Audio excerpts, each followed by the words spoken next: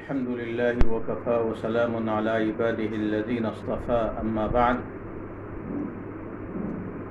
أعوذ بالله من الشيطان الرجيم بسم الله الرحمن الرحيم إذا جاء نصر الله والفتح ورأيت الناس يدخلون في دين الله أفواجا فسبح بحمد ربك واستغفره إنه كان توابا صدق اللہ العظیم۔ گزشتہ کل اس سورت کے متعلق کچھ باتیں عرض کی گئی تھیں اور یہ بھی وعدہ کیا گیا تھا کہ اس میں جو کچھ تعلیمات ہیں، جو ہدایات ہیں، ان کو اگلی نشست کے اندر بیان کیا جائے گا۔ اس کی تکمیل کے لیے آج یہ عرض کرنا ہے کہ اس صورت میں اللہ تعالیٰ نے حضور اکرم صلی اللہ علیہ وسلم کو اس بات پر متنبہ فرمایا ہے کہ جب کوئی کامیابی ملتی ہے تو اس کامیابی کا اصل سبب اللہ تعالیٰ کی مدد ہوتی ہے۔ انسان کی جد و جہد، انسان کی محنت اور کوشش یہ ایک سبب کے درجے میں ہوتی ہے، ورنہ ہم نے دیکھا کہ بہت سے لوگ اسباب اختیار کرتے ہیں، محنت کرتے ہیں، جد و جہد کرتے ہیں، لیکن اس کے باوجود ان کو کامیابی نہیں ملتی ہے۔ اور کبھی ایسا ہوتا ہے کہ انسان نے ذرا سی جد و جہد کی، محنت کی، اللہ تعالیٰ کامیابی دے دیتے ہیں۔ تو چونکہ کامیابی اللہ کی مدد سے مل رہی ہے، ایک تو اس میں یہ ہدایت ہے کہ انسان کو فخر و غرور کا موقع نہیں ہے کہ میری تعلیمی قابلیت کی بنیاد پر، میری جد و جہد کی بنیاد پر، میری کاوش کی بنیاد پر مجھے کامیابی ملی۔ یہی چیز اگر انسان کے ذہن میں بیٹھ جائے تو انسان گھمنڈ میں مبتلا ہو جاتا ہے، تکبر کرنے لگتا ہے اور دوسروں کو حقیر سمجھنے لگتا ہے۔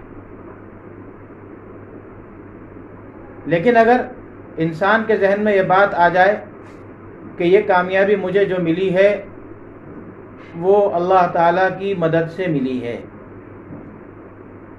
تو پھر انسان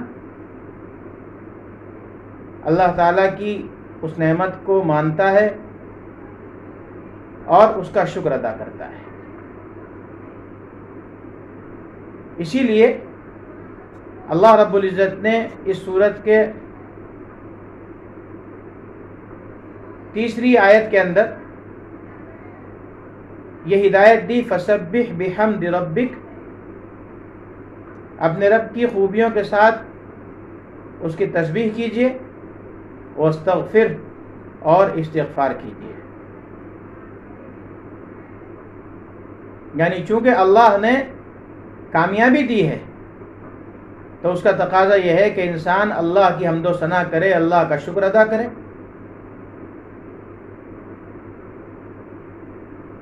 اور اسی کی تائید کرتے ہوئے، اس حکم پر عمل کرتے ہوئے حضور اکرم صلی اللہ علیہ وسلم رکوع اور سجدے کے اندر سبحانک اللہم و بحمدک استغفرک و اتوب الیک پڑھنے لگے تھے۔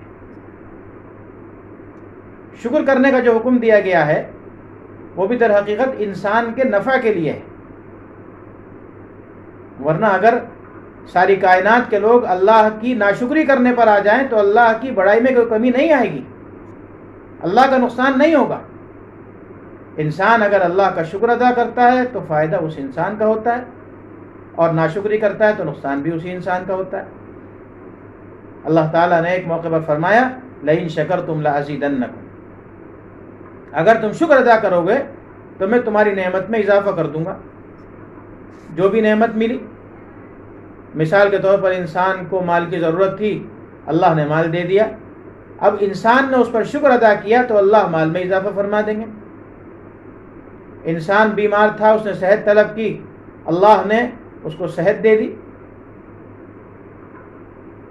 اس نے شکر ادا کیا، اللہ اس کی صحت کے اندر اضافہ فرما دیں گے. انسان کو اولاد کی حاجت تھی، اللہ نے اولاد دی، اس نے شکر ادا کیا، اللہ تعالیٰ اس اولاد کے اندر برکت عطا فرما دیں گے. تو ایک فائدہ تو یہ ہوگا کہ اللہ تعالیٰ شکر ادا کرنے کی وجہ سے نعمتوں میں اضافہ فرمائیں گے. یہ دنیاوی فائدہ ہے. اور اخروی فائدہ یہ ہے کہ شیطان کا زور اس پر نہیں چلنے دیں گے. اس لیے کہ شیطان کا ایک اثر یہ ہے کہ جب انسان کو کوئی کامیابی ملتی ہے، خوشی ملتی ہے، ترقی ملتی ہے، تو شیطان انسان کے ذہن میں یہ بات ڈالتا ہے کہ یہ تیری قابلیت کی بنیاد پر، تیری صلاحیت کی بنیاد پر اور تیری محنت کی بنیاد پر ملی ہے، اس میں اللہ کا کوئی احسان اور شکر نہیں ہے. جب انسان اس کو اپنی کامیابی کا سبب سمجھتا ہے، اپنی کامیابی کی وجہ سمجھتا ہے، تو اس لیے وہ اللہ کا شکر ادا نہیں کرتا. اور جو آدمی اللہ کا شکر ادا کر رہا ہے وہ گویا اس شیطان کو جو ہے شرمندہ کر رہا ہے.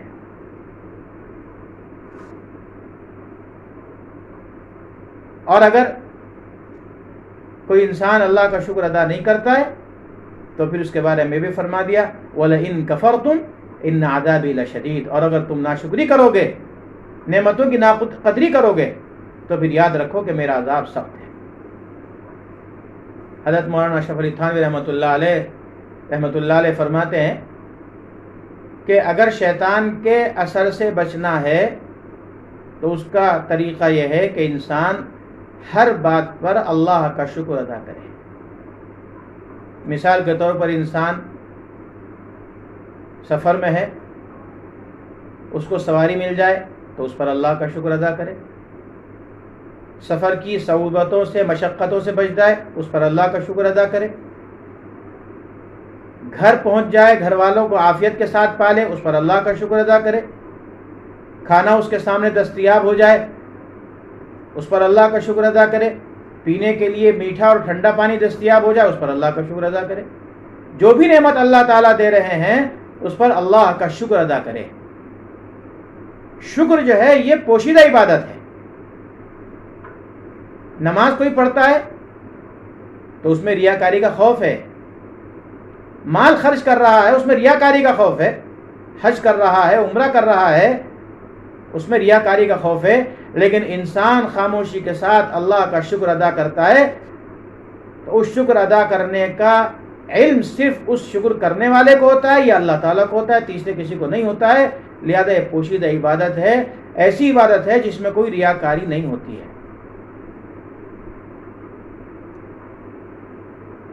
تو شکر ادا کرنا یہ اس نعمت کی قدردانی ہے. اور شکر جیسے زبان سے ہوتا ہے ایسے ہی عمل سے بھی ہوتا ہے. اور عملی شکر یہ ہے کہ انسان اللہ تعالیٰ کی عبادت کرنے لگ جائے، اللہ کی طرف متوجہ ہو جائے، غیر اللہ سے تعلق ختم کر لے اور اللہ کے ساتھ اپنا تعلق مضبوط کر لے. خاص طور سے حضور اکرم صلی اللہ علیہ وسلم کو جو حکم دیا گیا کہ آپ اللہ کی تسبیح و تحمید کیجیے، اللہ کا شکر ادا کیجیے، اس کی ایک وجہ یہ ہے کہ حضور اکرم صلی اللہ علیہ وسلم کی نبوت والی زندگی تقریباً 23 سال کی ہے.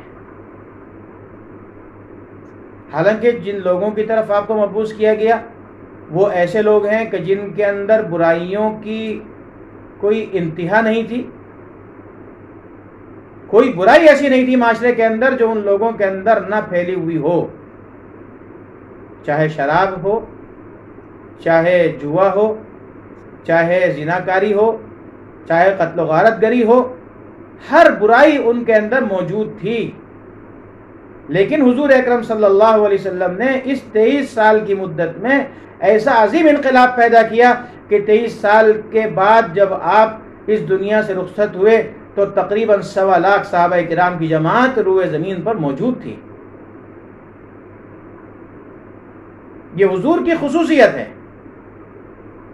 پہلے انبیاء علیہ الصلوۃ والسلام تشریف لائے، بڑی محنتیں کی، بڑی جد و جہد کی، لیکن کتنے لوگ ایمان لائے؟ گنے چنے لوگ ایمان لائے. حضرت نوح علیہ السلام کو تقریباً 950 سال کی عمر ملی ہے، لیکن اس مدت کے اندر کتنے لوگ ایمان لائے تھے؟ 100 کی تعداد کو بھی نہیں پہنچ رہے. اور حضور کی صرف 23 سالہ نبوی زندگی کے اندر 1.25 لاکھ کے قریب صحابہ کرام موجود ہیں. یہ معمولی بات نہیں ہے. اس پر اللہ کا شکر ادا کرنا ہے کہ اللہ نے اس قلیل مدت میں اتنی بڑی تعداد صحابہ کرام کی موجود کر دی. اور پھر دوسری برائیاں تھیں ان کے اندر شراب پینا. شراب کے بارے میں آپ کے سامنے آ چکا ہے کہ کس طریقے سے شراب کا حکم آیا تو صحابہ کرام نے شراب کو بالکل ترک کر دیا. ایسے ہی ایک صحابی تھے، ان کے زمانہ جاہلیت میں یعنی اسلام لانے سے پہلے ایک عورت کے ساتھ تعلقات تھے، لیکن اللہ نے ان کو ایمان کی توفیق دے دی. یہ حضور کی صحبت میں رہنے لگے. کچھ عرصے کے بعد اس عورت سے اچانک ملاقات ہو گئی. اس عورت نے جو ہے ان صحابی کو دعوت دی کہ جو تعلقات ہمارے پرانے ہیں ان تعلقات کا اعادہ کیا جائے، ان تعلقات کو تر و تازہ کیا جائے. لیکن ان صحابی نے منع کر دیا کہ اب میرا تمہارا کوئی تعلق نہیں ہے، میں حضور کے ہاتھ پر بیعت کر چکا ہوں، میں اسلام لا چکا ہوں.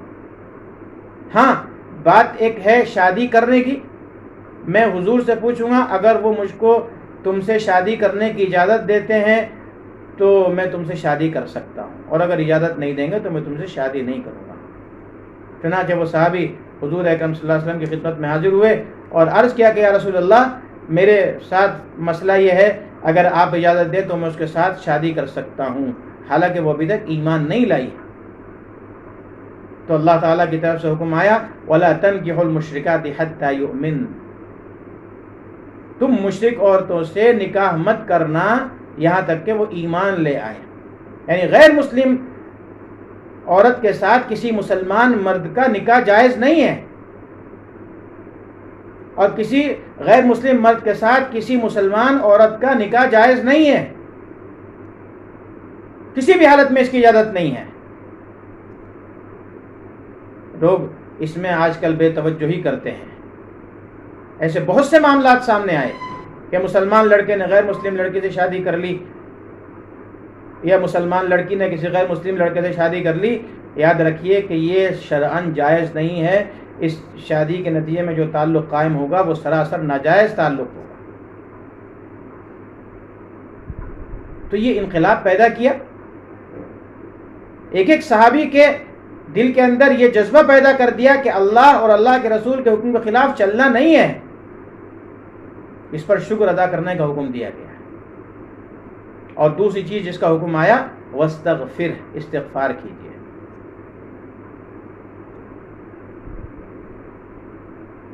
حالانکہ حضور اکرم صلی اللہ علیہ وسلم تو ظاہر ہے کہ گناہوں سے معصوم ہے، تو یہ حقیقتاً حکم جو ہے امت کو ہے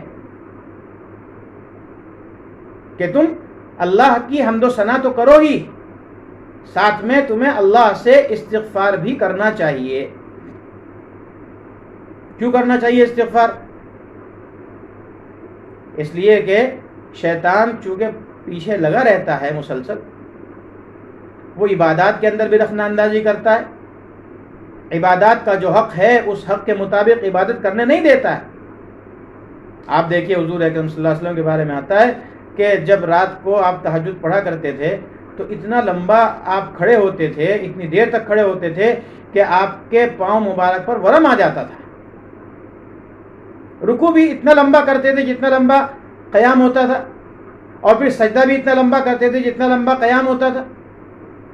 یہاں تک کہ حضرت عائشہ رضی اللہ تعالیٰ عنہا فرماتی ہیں کہ کبھی کبھی تو مجھے یہ خیال ہوتا تھا کہ کہیں سجدے میں ہی آپ کی روح نہ پرواز کر گئی ہو، تو میں آپ کے انگوٹھوں کو ہلا کر دیکھتی تھی، پاؤں کا انگوٹھا ہلاتی تھی، دیکھتی تھی کہ کہیں آپ کی روح نکل تو نہیں گئی.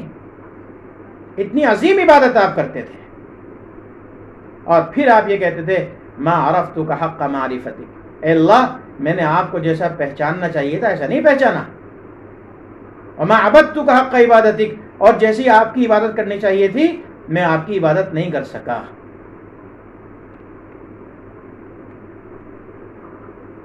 بعض دفعہ انسان جب عبادت کرتا ہے تو اس کے ذہن میں یہ خیال پیدا ہوتا ہے کہ تیری عبادت کیا ہے، اس کے اندر خشوع نہیں ہے، خضوع نہیں ہے، اللہ کی طرف توجہ نہیں ہے، اس عبادت سے فائدہ کیا ہونے والا ہے؟ یاد رکھیے یہ خیال جو ہے یہ شیطانی خیال ہے۔ اور کبھی ایسا ہوتا ہے کہ انسان یہ سمجھتا ہے کہ میں تو اتنی عبادت کرتا ہوں، میں تو پکا مومن ہوں، میں تو اللہ کے نیک بندوں میں شامل ہو گیا، میری تو جنت پکی ہو گئی۔ یہ خیال بھی شیطانی ہے۔ اس لیے اگر انسان استغفار کرے گا تو شیطان کا حربہ ناکام ہو جائے گا۔ اگر یہ خیال آ رہا ہے کہ میں عبادت صحیح طور سے نہیں کر پا رہا ہوں تو الحمدللہ کہنے سے گویا شیطان کا یہ حربہ ناکام ہو گیا کہ ٹھیک ہے جیسی بھی کیسی ہے میں عبادت تو کر رہا ہوں، اللہ کا شکر ہے، اور استغفر اللہ کہہ رہا ہے تو گویا یہ کہہ رہا ہے کہ میری عبادت کے اندر جو کمی ہے، کوتاہی ہے، وہ اللہ تعالیٰ معاف کرنے والے ہیں۔ ایک بزرگ کے بارے میں لکھا ہے کہ وہ تہجد گزار تھے۔ ایک روز تہجد کے وقت اٹھے، وضو کیا اچھے طریقے سے اور نماز پڑھنے لگے۔ اچانک غیب سے آواز آئی، تیری کیا تو یہ محنت کرتا ہے، تیری وضو قبول نہیں، تیری نماز قبول نہیں، تیری عبادت قبول نہیں ہے، فائدہ کیا ہے؟ اگلے روز رات کا وقت ہوا، وضو کرنے لگے، پھر یہی آواز آئی، لیکن اس آواز سے متاثر نہیں ہوئے، اچھے طریقے سے وضو کیا، اچھے طریقے سے نماز پڑھی۔ انہوں نے وہ آواز سنی، ان کے شاگرد نے بھی وہ آواز سنی، تو شاگرد نے پوچھا کہ حضرت یہ 2 دن سے آواز کیسی آ رہی ہے؟ تو فرمایا کہ ٹھیک ہے، اگر میری عبادت قبول نہیں، میری وضو قبول نہیں، تو بھلا بتاؤ کہ پھر میں کس کی عبادت کروں، کس کے دربار میں جاؤں؟ میرے لیے تو یہی ایک دربار ہے، اس کے علاوہ کوئی دربار ہے ہی نہیں۔ بتاؤ کون سا دربار ہے جہاں جا کر میں عبادت کروں گا، جہاں جا کر میں سجدہ کروں گا، جہاں جا کر میں اپنی حاجت مانگوں گا؟ یہ شیطان اس قسم کی حرکتیں کرتا ہے کہ انسان جو ہے عبادت سے غافل ہو جائے، بددل ہو جائے۔ اس لیے انسان کو چاہیے کہ وہ جب بھی عبادت کرے تو اللہ رب العزت کا شکر ادا کرے اور اللہ تعالیٰ سے استغفار بھی کرتا رہے، تاکہ عبادت کے اندر جو کوتاہی ہوگی اللہ تعالیٰ استغفار کی برکت سے اس کوتاہی کو معاف فرما دیں گے۔ اللہ تعالیٰ ہم کو اس پر عمل کرنے کی توفیق عطا فرمائے۔ وآخر دعوانا الحمدللہ رب العالمین۔